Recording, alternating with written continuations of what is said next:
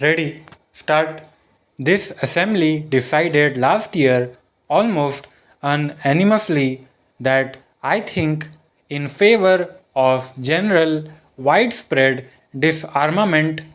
The great nations of the world have committed themselves to it. The United States, through its president, recently put forward proposals which are in line with what this assembly has decided. The Soviet Russia has put forward proposals to the same effect, varying them slightly but essentially aiming at the same thing. There is a good deal of commonness about them in broad outline. If that is so, why should we not grasp this opportunity and remove the fear and terror from people's minds and devote our energies and resources to the advancement of the world? This major and outstanding question must be dealt with speedily, and the great countries, especially those which have the greatest responsibility, should address themselves again and again to the consideration of this problem together through negotiations to reach agreements. Such agreements cannot be merely agreements between some countries, however great.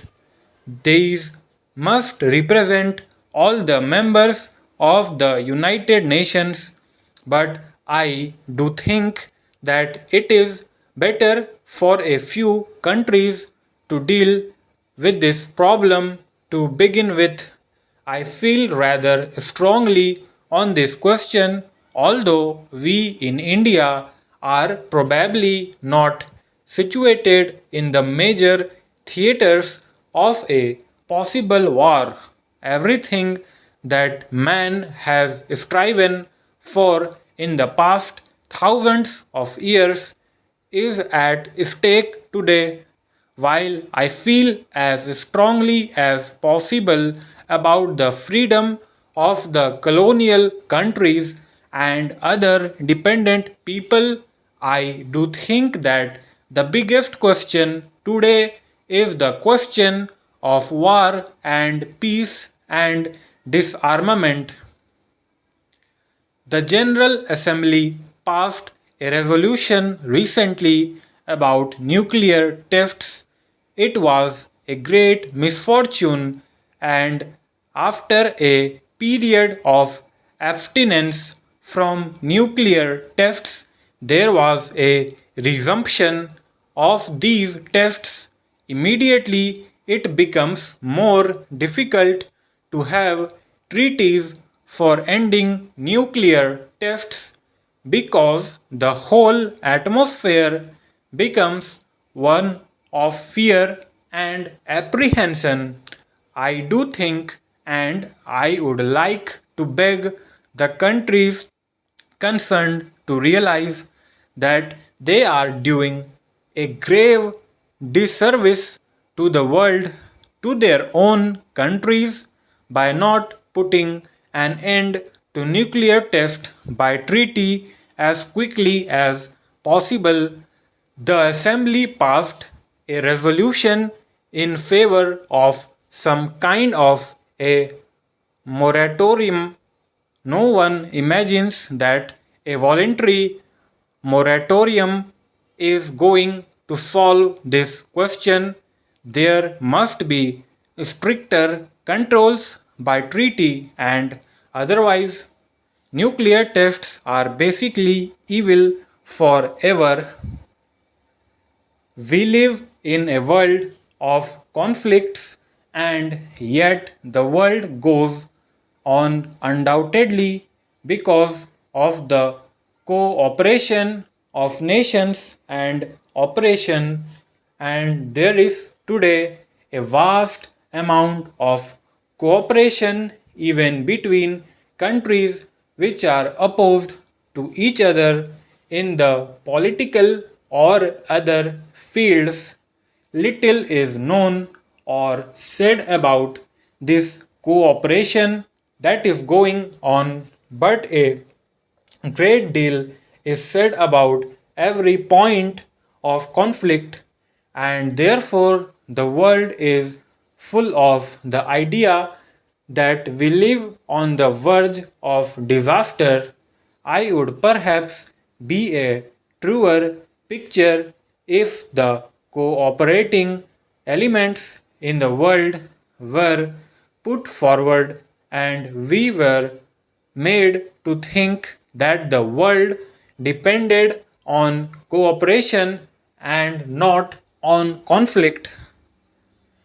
A proposal has been made by many persons to the effect that more attention should be directed to the cooperative ventures, especially for peace and in the interest of peace, so that more positive thinking may take place on this subject and people may realize that this cooperation is already taking place and can be extended.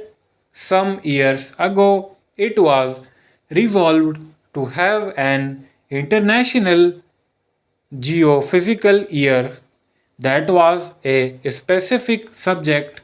However, it has been suggested that perhaps this assembly might resolve to call upon all countries of the world to devote a year to the furtherance of cooperative activities in political, cultural, and many other fields, not to mere speeches about peace that perhaps will direct some of our energy and some of our thinking to this idea of cooperation, which will create an atmosphere helpful for solving the problems more easily.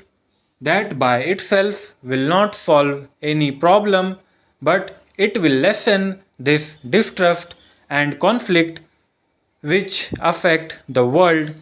I make this suggestion to you not in any detail but broadly so that this assembly might consider it and worthwhile perhaps appoint a committee to consider it further and make suggestions as to how this might perhaps be done.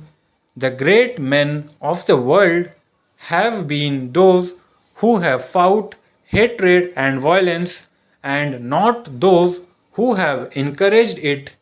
We have arrived at the stage when, even in some worthwhile cause, hatred and violence have to be checked.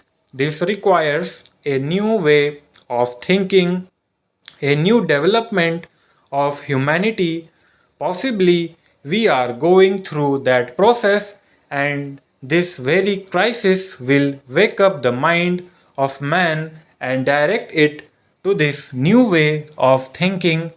What shall it profit the world if it conquers the material ills and then commits suicide because it has not controlled its own mind?